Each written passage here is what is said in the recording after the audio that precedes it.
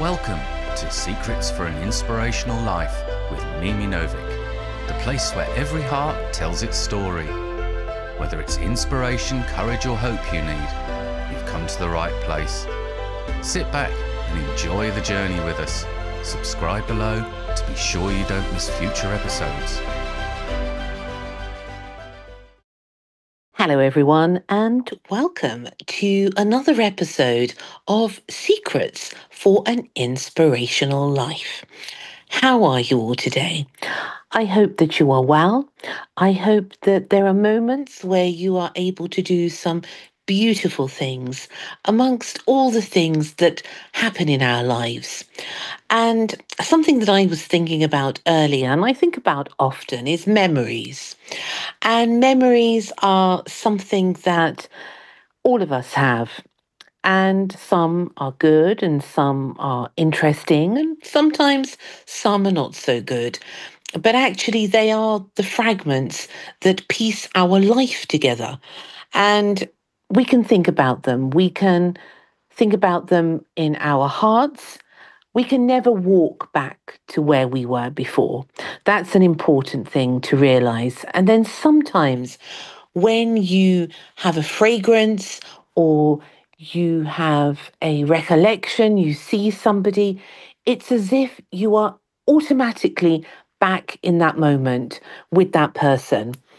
And that's really important because I think on some level, we are actually always in that present, and the timelines that happen in our life are all one. And that's why sometimes we feel that we can actually travel in our hearts to any place and to anyone. So let us make beautiful memories together. Let us do things that actually bring us joy and enjoy every second of our life.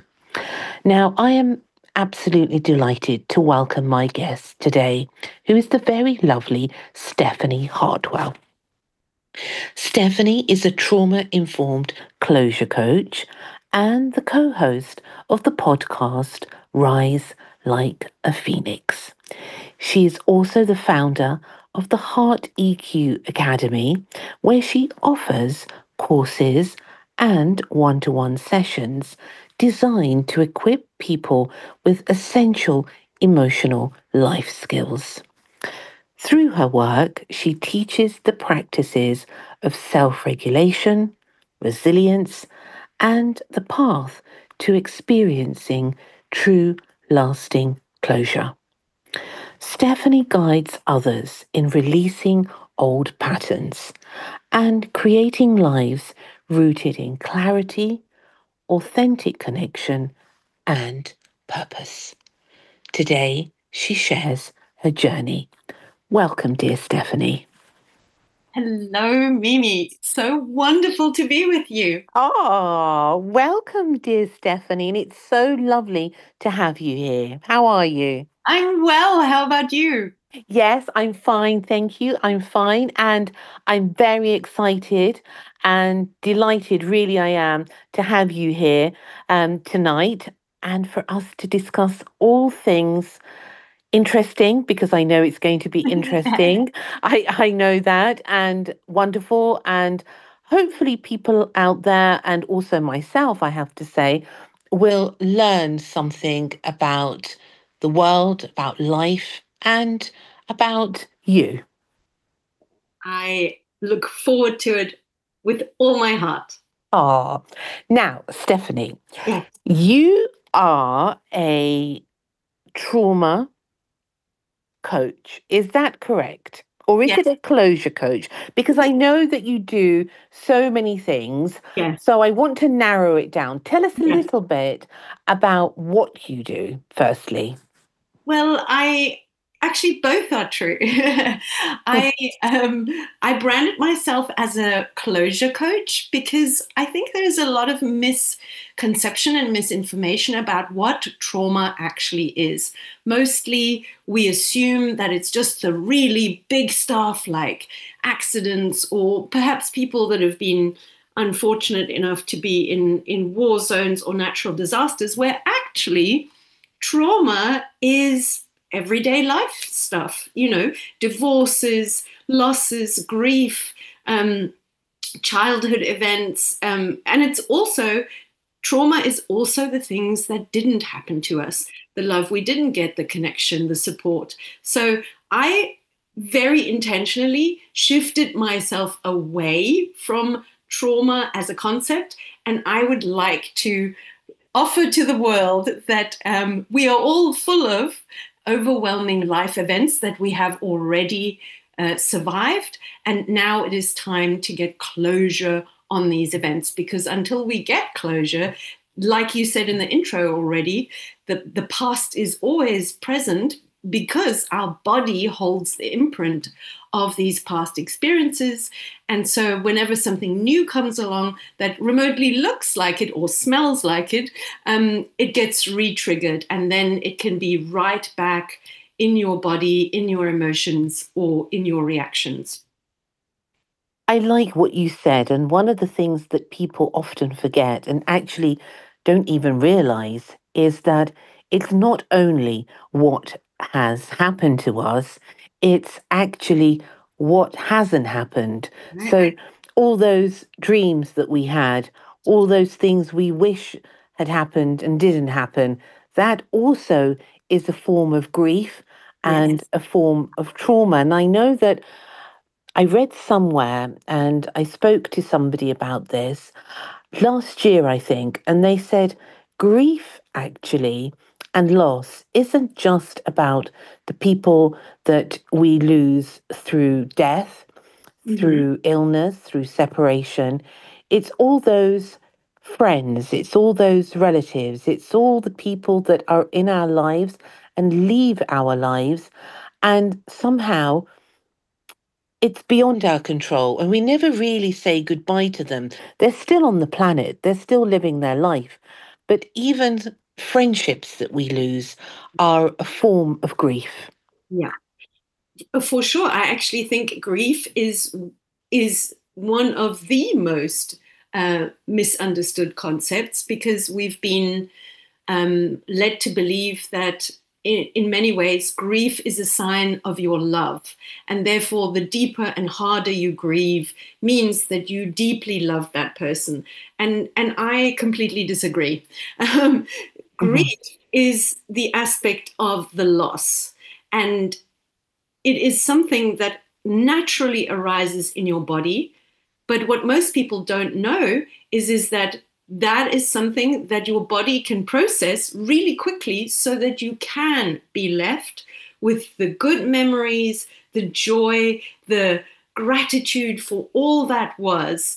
And I'm going to give you an example of a session I did recently with a young lady who very unfortunately found her her mother, who had committed suicide, and she was stuck in that loop of the pictures in her head and the grief and could have, should have, would have. It consumed her life in absolutely every way. It affected her relationships, it affected her work. And luckily, a friend of hers guided her to me, and within an hour, we had released that shock, that stress, that grief from her physical body. And she literally said to me afterwards, I cannot believe that all that is left is the joy and the connection and the love. And she said, and this is the sentence that always comes up in grief work, is and I know this is what my mother would have wanted me to feel. And that's the key piece. Grief is in so many parts of our lives, and yet there is so little guidance about that. The connection is the piece that should remain. The suffering is actually optional. And you're quite right. There's grief in. I did a session the other day where a mother's was sending her two boys to university. That's grief. Another session with a lady who had been chronically ill for many, many years. She grieved her job and her identity and her hopes and dreams of the life she never had. So I think grief is a huge topic. It is, and I think trauma is as well. Yeah. And I'm always reminded about people when I meet people and when I look at people, and I feel sorry for people. And in that, it's because I feel something in them that I feel in myself, Yeah. because we're all somehow trying to make it on this planet. And Yeah. I don't mean make it as in become wealthy and rich and famous. No, no, no, nothing like that, but Yeah. actually get through another day. Get through It, another day. yeah, get through another day. And even that is sometimes some of the greatest form of bravery that we can do as human beings. Without a shadow of a doubt. And we already have it in our, in our everyday language. We throw around this word baggage like it's a bit of a joke, but it's not a joke. It's the weight that we are all carrying. There are no exceptions. There's no human on this planet that hasn't experienced something overwhelming that, because we are not taught, neither from our parents nor schooling nor in society, how to release and relieve it from our body, we are all carrying this huge backpack of baggage that just gets bigger and bigger and bigger as life goes on.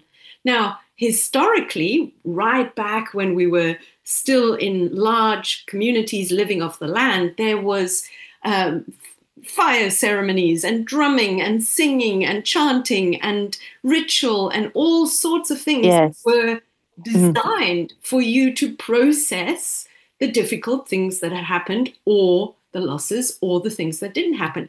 In our modern society, there is nothing. There is nothing other than mainstream psychology and psychotherapy, who has been operated, in my opinion, on an outdated model that says you have to go to therapy once a week and talk about it ad infinitum, which I always say is that is out of the financial reach of the majority of human beings on this planet.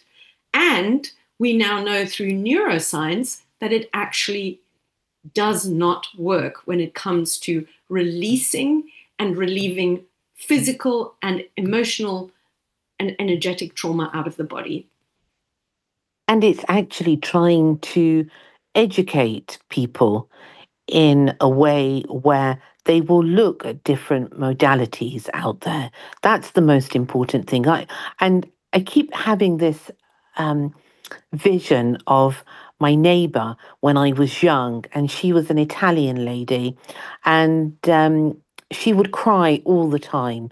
Yeah. So her life was to cry, not because I don't think particularly she was sad, but I think it was a way of her dealing with emotions. So we always knew when she would turn up, and she only lived down the road, that she would be crying. Yeah. But the funny thing was in all of that, Stephanie, is that even though I was a child, I somehow understood her, because I thought she's the only person in the village that's actually real, Yes. actually saying, oh no, Yeah. she had 8 children, Wow. and they were I'm not all surprised she was crying. but they were adults, and had the youngest child was near enough my age, and there was a big gap because I think she had the last child at 55. It was a sort of an, they say, an accident, but obviously not an accident, it was meant to be. But yes, it was a big age gap, and she was always crying. And as soon as she'd finished breakfast, it was lunch, and then it was an evening meal. But she was real, you know. And I think she taught me a lot, God bless her, because she was authentic, she was raw, she was real. If she was cheesed off, she'd say it. If Yeah. she was feeling down, she'd say it. And she'd always have an espresso. And it was a ritual in a way of, let's cry, let's talk about it, and let's have this espresso, and then it's over, and then we get on with life. But now I think more and more, especially in the West, I think, in society, as you said, there isn't that. There isn't the drumming or the dancing around the fire or, taking 4 hours for a coffee or for a tea and making it a whole ceremony. And that's what's so difficult, I think, when events befall upon our lives. We haven't got that connection with other people. Mm. Again, there are many aspects to it. I'm going to unpack it a little bit more, but I think you're so right. Never before in history have we been so disconnected from other people and so connected to our phones, our laptops, our TV, our gaming. So we are no longer in communion with community or other people. We are now in a relationship with media and social media, media, TV, information as such. So that is already a huge factor in most people's lives. When they get up in the morning, they're immediately on their phone, then they go switch the radio on, then they work on their laptop, they come home, they Netflix, and before they fall asleep, they're the phone in their hand again. So there isn't ever a time to feel anything, to be authentic in any kind of way. That's one aspect. The next aspect is then we also have setups in families where there was no time to sit around a table and talk about how you felt. And it was perhaps not even welcomed for you to have any feelings. And so our parents didn't know, so we don't know. And then we teach our children not to know. So emotional capacity and emotional intelligence and emotional authenticity, where should we have learned it? Nobody knows how to do it. And then I think the third piece is that once trauma really piles up and your baggage gets more and more and more, very many people then can't talk about it anymore. Or as soon as they do, they get a quiver in their voice or they get a rush of adrenaline. So there are many, many people that, just have to stuff it to the very, very back and aren't able to at all bring it up physiologically because the body isn't at all capable of holding that. And I love that there is so much more education now through the pandemic that, mental health is all of a sudden a topic. But already we know, again, through language, a problem shared is only a problem halved. It is not a problem removed. And that's the piece that I would really like to champion the most. Yes, it's a great resource if you are able to speak to someone and get clarity, but good Lord, do not stay there and talk about it for the next 20 years or chew your friend's ear off at every opportunity about how bad, I don't know, your husband or your dating life is, because that's just churning it over and over and over. I think this idea that you can actually get real, lasting and complete closure through the physical body, that is a new concept that neuroscience has brought onto the market only recently. And so it hasn't yet really properly trickled down into mainstream language and media. Now, I want to ask you, Yeah. what led you on this path? And then a little bit about what you actually do. But firstly, if we go back a bit, Yes. Stephanie, how did you get to be here, so to say? Fantastic. Yes. In 2012, I went on a lovely holiday to Sardinia. It was beautiful. And I came home with what I thought was a bit of food poisoning that then snowballed into several hospital stays and an autoimmune disease and just an absolute avalanche of physical problems. And I thought that was it. But then my life also went down some large avalanche, and in very, very quick succession, my marriage crumbled and I had a staggering amount of losses and deaths and problems. And so whereas a lot of people experience an event here and there, over a 20-year period, mine was just jam-packed into a very condensed amount of time. And even though I had already spent more than 20 years in total in personal development and spirituality and those kind of things, I started to develop proper PTSD, which also I had no idea. I thought PTSD was something for war veterans or people that had, gotten run over by a car or something like that. I did not at all know that just a pile up of life events like a divorce and illness and loss and death and things like that could actually give you PTSD.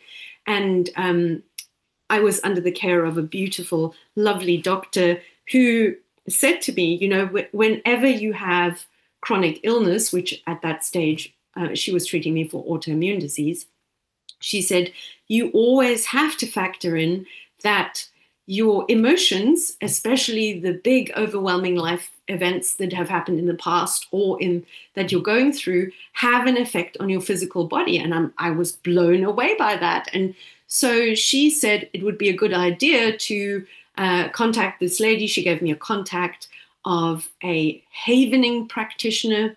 And she said to me, it's a new tool out of the world of neuroscience where you help release the physical body, the events that have happened to you that are still stuck or unprocessed or just not completely cleared out of your body. And when I then went to visit the lady, in those days, we still physically visited them. That was before we went through the pandemic. Now all of it is online over Zoom, and actually it works better, surprisingly.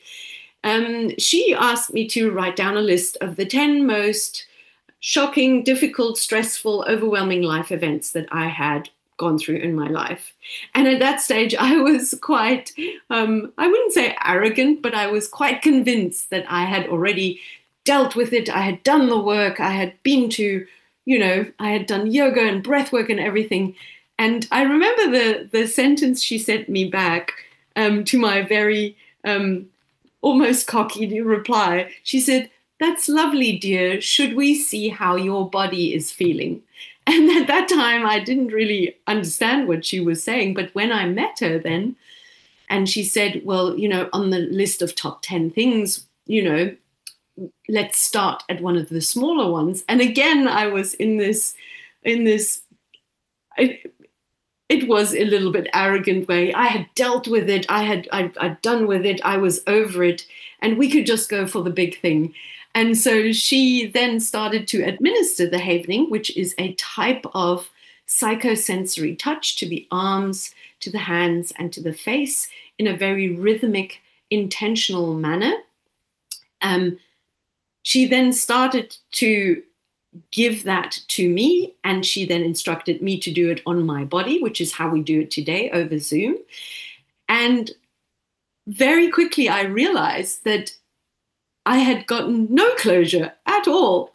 My body went hot and cold, and I got shivers and I got flashbacks and emotions popped up. But within 20 minutes, it had gone through some sort of a release cycle, and I was completely cleared and cleansed of it like I had never, ever, ever felt before.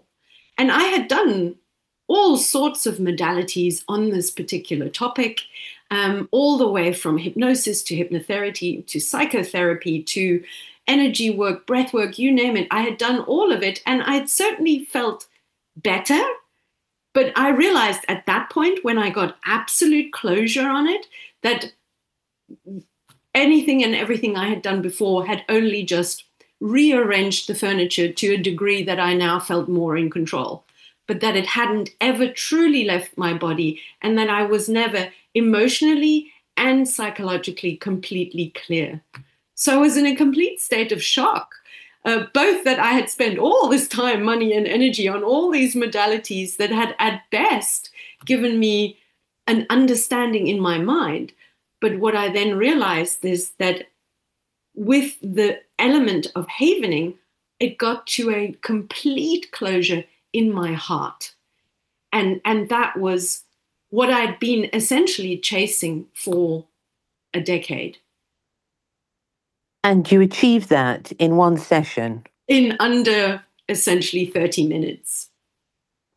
And is that now what you do, Stephanie? Are Yes. you a practitioner of that? I couldn't resist. I immediately signed on to all the training, and then I trained to become a practitioner, and then I went through all the case studies and the work, and I just couldn't wait to go out into the world, because the sense of clarity and peace and calm and presence that I experienced after just 20 minutes, to be honest with you, it still to this day blows my mind that no matter what topic it was, and we through our training, we had to do work for first responders and police officers and people who, really experienced very severe trauma. And time again, whether it was grief, a divorce, or a car accident, or a first responder running into a flaming building, in under 30 minutes, it was clear from the body. And I had to dedicate my life to this, and to spread the message that just because something is over and you have survived it does not mean it has left your body and your mind and your energy field and your life. And you need to use a modality that removes it from the body.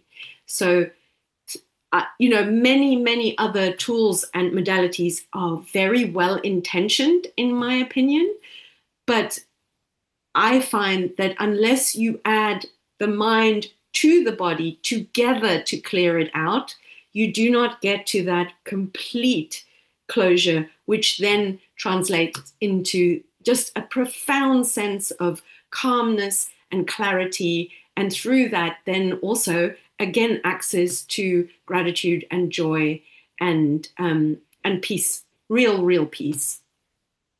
And it can be used for different things, such as anxiety, trauma, Everything. phobias. Yeah, if I just think back of Mm. last week, there were definitely some divorces in there, breakups with friends.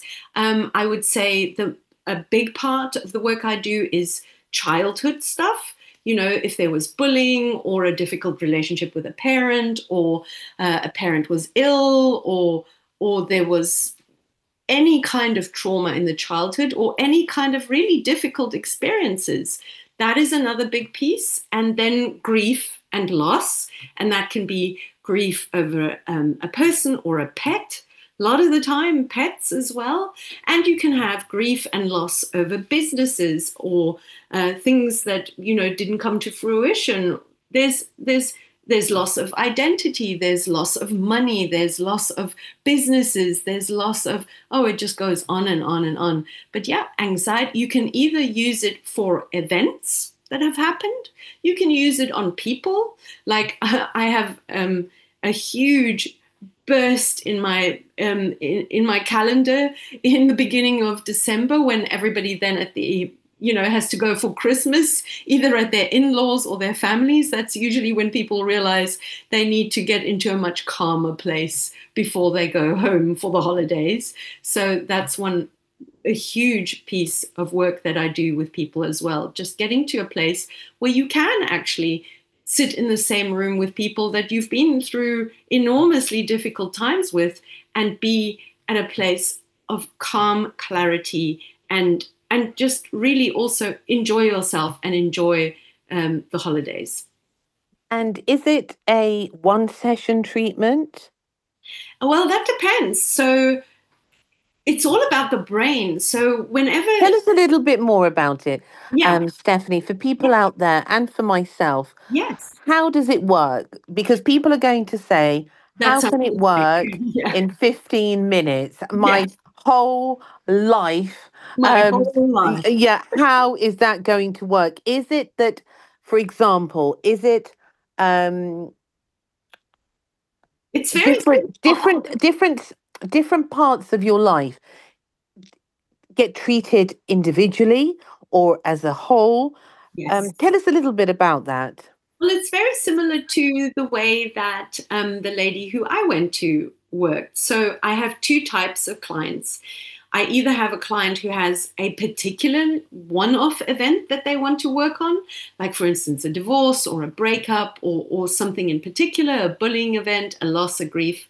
And then I also have clients who come to me that want to clean out all of the baggage. So that's usually clients with chronic or lifelong or terminal disease. Then we build a trauma map which kind of itemizes 10 to 15 things that they would class as overwhelming or traumatic. And the three questions I ask them is, what has happened that you do not wish on your loved ones or your children? That opens up the box to what is trauma. What has happened to you that you would love to go back and erase or delete? That's also points in that direction. And then what has happened in your life that you consider would be so much better if that hasn't happened, and you would be so much better off if that hadn't occurred. So these are the three questions that we use to identify the things that are still unprocessed, that are still undigested or unclosed, like tabs on a computer in your brain. And that's what neuroscience really brings to the table, is that we move away from the concept that trauma just sits in the mind. And we now look at how overwhelming, stressful, everyday life events that you've already been to are still sitting in your brain. And they are sitting in a little structure called the amygdala. Now, I'm not going to go into the scientific explanation. We'll be here all night. The amygdala, I want you to think of like a picture book. So every time a very stressful, overwhelming, traumatic thing happens to you, a grief, a loss, anything like that, your brain takes a picture of it and then stores it in this picture book for very good reason. The amygdala is there to try and keep you safe from future stressful, difficult experiences. So it puts that picture in the picture book in order to then start being vigilant and starting to look for things that could look like it, smell like it, feel like it, so that you can avoid them. For instance, if you've been bitten by a dog, it then takes a picture of that dog, puts it in the amygdala picture book, and then starts scanning everyday life, checking for other dogs to try to keep you safe. Here's, however, what happens is, guess what you are not doing when you're constantly checking everything for dogs? You're not present, you're not calm, you are not clear.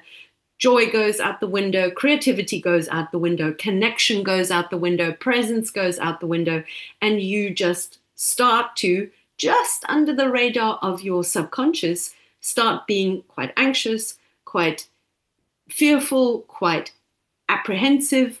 And that is what happens not only when one big event happens, but when also you accumulate these normal life events that we all go through: death, divorce, loss, illness, stress. What it slowly but surely does, it fills up that picture book, and under the thin veil of your subconscious, you then start to use more energy to check your environment, keep myself safe from that dog and that divorce and that loss and that grief, that it actually quietly robs you of that joy, gratitude, presence, creativity, and connection. And so what we have to do, like we already do with our kitchens, our cars, our houses, we need to have a really good clean out very regularly. And that is what havening does. It uses the modality of touch on the arms, on the hands, on the face, and that is administered via Zoom. So I'm sitting there as the practitioner, and my client is copying me and listening to the sound of my voice as I guide them into the visual part, into clearing out those overwhelming life experiences one by one by one by one by one. That is exactly what I do every single day. I do closure ceremonies or closure sessions. They usually last 60 to 90 minutes. And if I've already done a trauma map with a client, we check in at the start of the session which one they wanted to do. So, for instance, this morning I worked with a client, and we went. She's about to start dating after a very difficult divorce. So, in previous session we did her divorce, and now we're cleaning out all the other ex relationships that she had, so that she can go into this dating experience not with fear, not with apprehension, not with all the baggage that she's accumulated, but the ability to be completely clear and present with whoever she meets next. And is that something that you feel, Stephanie, gives people the power back into their hands? Oh, it gives them so many things back. That's what I wanted to ask you, Yeah. because there's so many different themes in one's life. And you talk about, for a dog, for example, or it could be anything that you're trying to avoid, but Yeah. actually you then spend the rest of your life avoiding life and actually not living life. It was actually Carl Jung, a famous psychotherapist, who said, until you make the unconscious conscious, it will direct and control your life, and you will call it fate. Mm, mm, So we mm. accumulate these really difficult experiences, not realizing that it is actually clogging up this picture book that we then use to constantly check to keep ourselves safe. And what happens is you become consumed by staying safe. That's an interesting point, because one has to be safe. Absolutely. But having said that, how do we know that fine line of being safe, in inverted commas, and actually mistaking that safety, that it is safety, but actually it's fear Yes. cloaked in safety? Yes. Well, absolutely. Safety is paramount. You're not, it's, we can't walk into a busy street or jump into the fire. There are obvious things of safety. What I'm talking about is when your brain is too busy trying to keep itself safe while you're sitting at the dinner table with your husband, your wife, your partner, your girlfriend, your boyfriend, your children, you will not be present. You will not be emotionally available. Or if you're planning on starting a business and all of a sudden you find yourself procrastinating or not going on social media because your brain is trying to keep you safe. Or, for instance, if you've decided you're going to download a dating app and now you're going to go and meet new people, not realizing that you're still carrying the fear, the anxiety, the unprocessed things that have happened in the past. So now, even almost unconsciously to you, you are a bit skeptical, you are a bit hesitant. And I'm not talking about the obvious things to keep yourself safe from not going into difficult situations, but all of a sudden you are, instead of being present with that new person, your brain is running a checklist of all the things that could go wrong. But what about on things, for example, you mentioned mental health, and that it's a very big concern these days. Yeah. And I want to ask you, what do you think is one of the main reasons that this topic of mental health has become so well known, whereas before it was a little bit of a taboo subject? Right. Well, in many ways, the pandemic just um, loaded up stresses in our lives, right? So Mm. people had to stay at home. There were many elements of fear. There was a lot of unknown. Unknown is very stressful for the mind. So all of a sudden, people were stuck at home. They weren't able to do their usual exercise and socializing and traveling, which meant that A, there was more stress, but B, also, they couldn't do the things that they usually did to naturally self-medicate. So it was a two-pronged situation.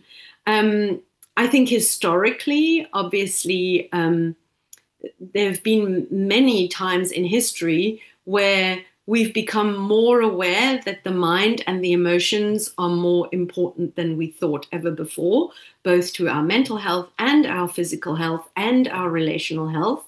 And we've been in this, I think, probably since the 1960s with the hippie movement, that more and more and more we've become more aware that emotions are really important and they play a huge factor. I mean, the way you eat, the way you sleep, the way you exercise affects your mental health as well. But the ability to feel your emotions, recognize them, and process them is now much more on the map than ever before. And for me, the neuroscience element is the final piece to the puzzle that's missing, because we've been taught, yes, your feelings are normal, go for a run, go to the gym, go to the movies with a friend, have a cup of tea with a neighbor. Well, that is lovely. It manages the stress, but it does not remove it from the body, because for that, you need a physical tool, which the havening is.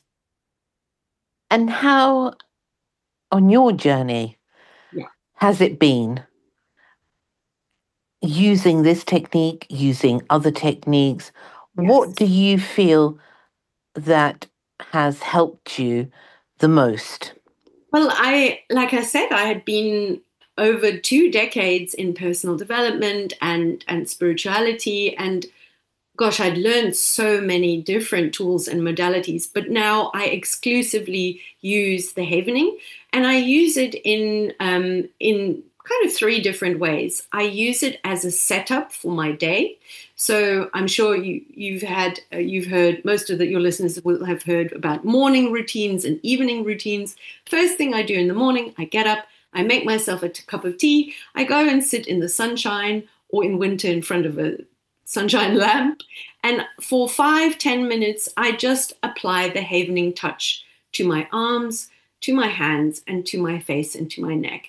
It sets me up for the day. I do the same thing at night. Before I go to bed, I've washed my face, I've brushed my teeth. Before I get into bed, I do that for 5-10 minutes again, just to kind of wind down the day. So it works perfectly as a tool to start the day and wind down the day. I also use it as a stress management tool.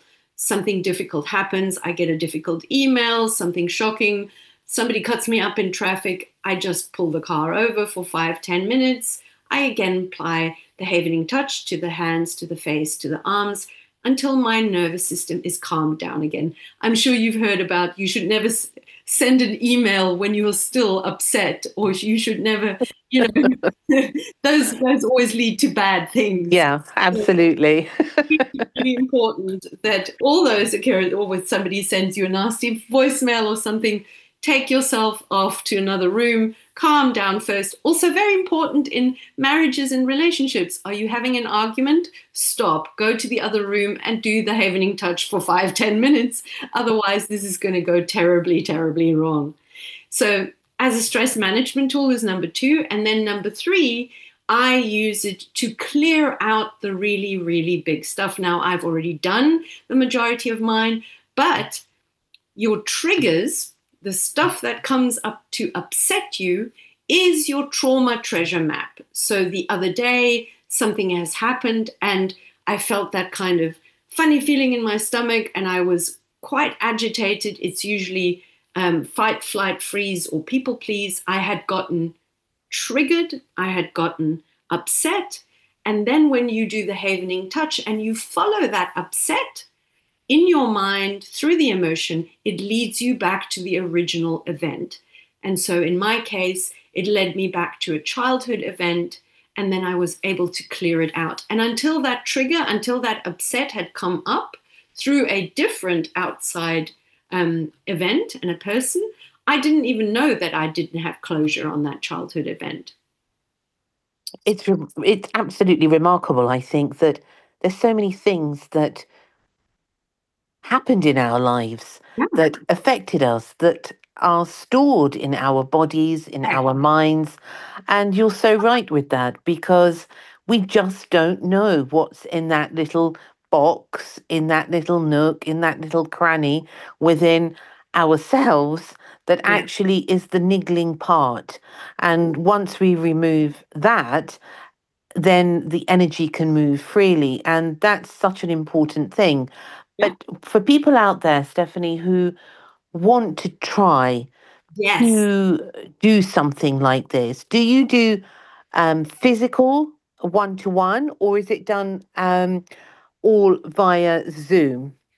I do it all via Zoom. I think there are still some practitioners in the States Mm-hmm. do it in person, one on one. It actually works better on Zoom because not only are you in the comfort of your own home, so you are much more relaxed, but you are also immediately learning the tool by yourself, which means that you will immediately know how to do this for yourself. There Okay. is a havening organization, an international one, so people can go to havening.org to find practitioners worldwide.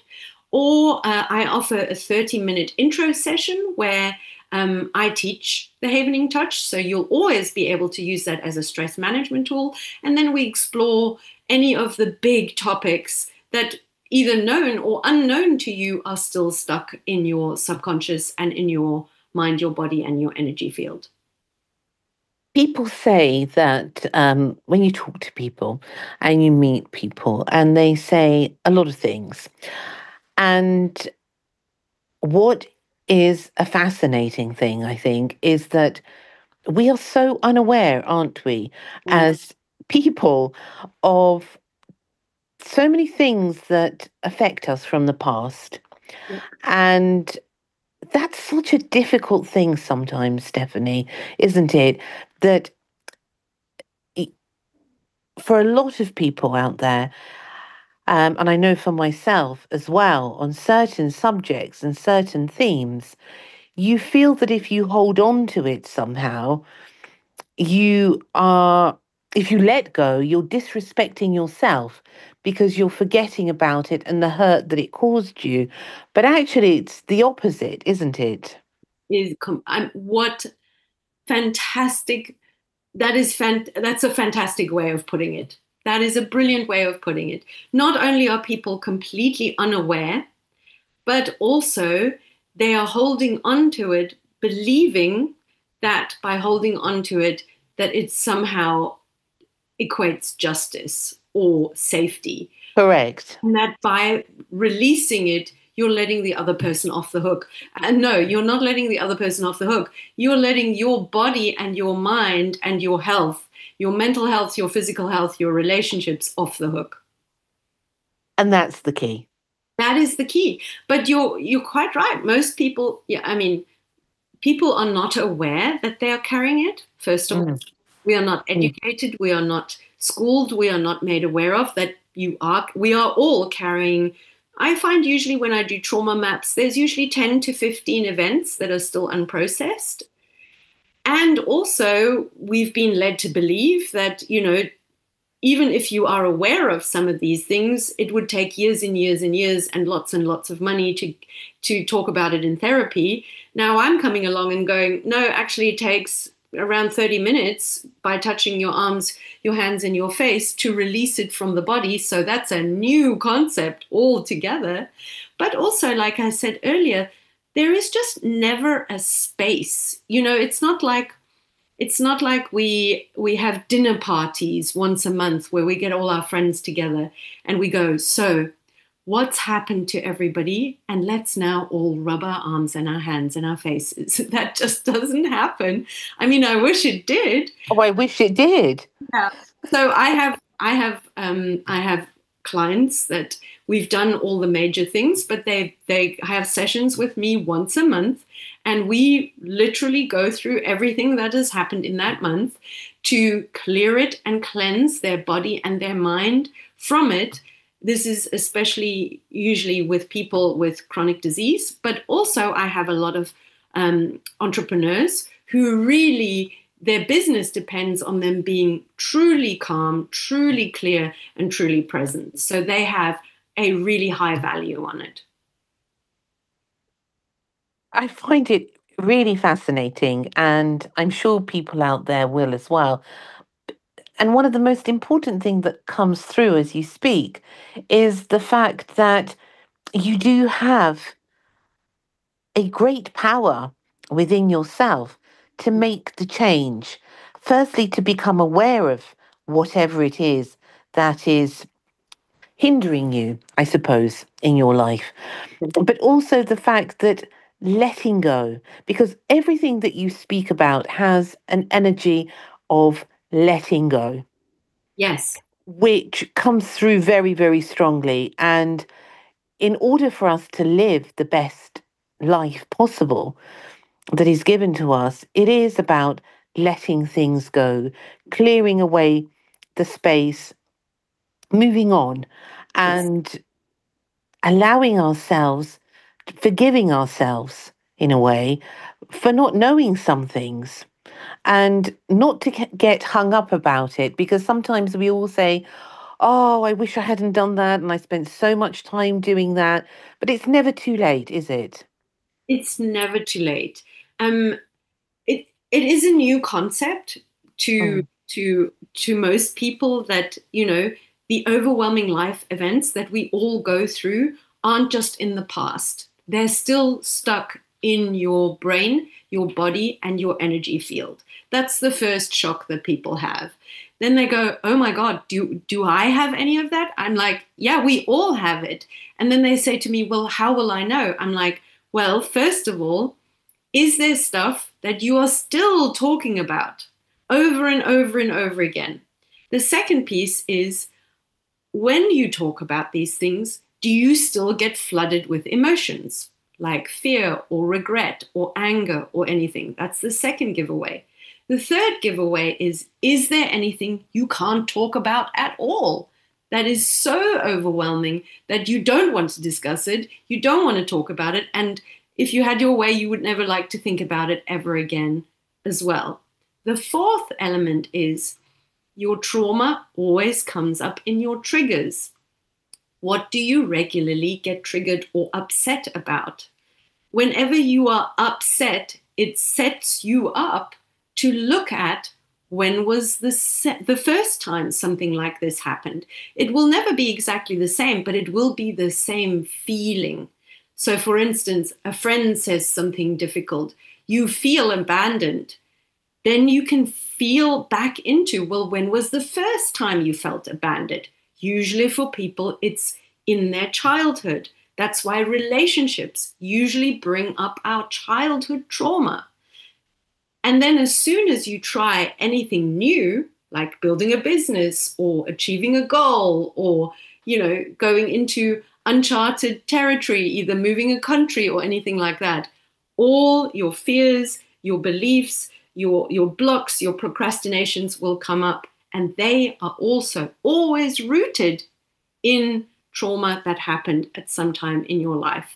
And now your brain, in its infinite wisdom, is trying to keep you safe, not in a don't cross the road and don't step into a fire kind of way, but keeping you prisoned in this overchecking, this hypervigilance, and it's just draining your energy when actually you could do, a closure session, a couple of sessions of release, so that your brain can be calm, clear, free, and able to move through it, past it, clear it, so that you can step in your full energy into the life that is ahead of you.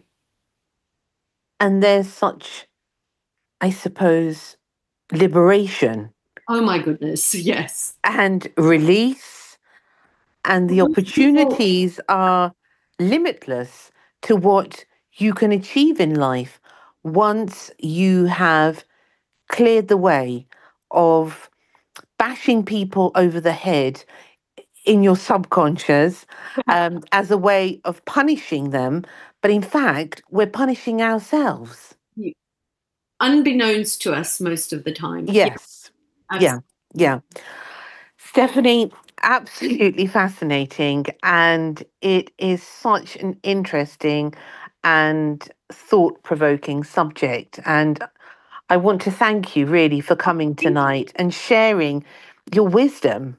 Well, I always say, neuroscience is the new kid on the block. It's been there for a long time, but now we are becoming more aware that our mind is also a brain, and that opens the doors to a whole new world of releasing and relieving the system of the things that have already happened to us in the past, that once we clear them, all the things that we are trying to reach through other modalities, through breath work or energy work, all of these have enormously important places in our world, but a lot of them just do not have the ability to truly clear the brain, the body, the nervous system, the brain stem, the energy field from the difficult, overwhelming, stressful, normal life events that have happened to all of us. I think there's a space, as you said, there's a space and a place for everything. And it depends on the individual, on what they find useful. But it's always worth, I Yeah. believe, exploring things that could add to that. Yeah. And this sounds, as I said to you, a very, very interesting form of healing, something that I'm going to look into and read up about because I actually haven't heard of this. I know obviously about tapping and um, such work, but this particular one, as you said, I think it's pretty new. I hadn't actually heard of. So it's something that I will go away for sure and read up on and have a look about. But for people out there who would like to contact you, Stephanie, how can they do that? I'm sure you will be sharing my details below the I website. will do. StephanieHartwell.com. I'm also on social media, on Facebook and Instagram as the Closure Coach. So you can find me in any of those ways. And I offer a 30-minute free introductory session and an assessment to what's still stuck in you. And then you can already in that 30-minute session, I will introduce to you the Havening Touch so that you walk away with a fully self-cleaning, reliant. I always say, human beings shouldn't have to go to other tools. You are a complete system within yourself.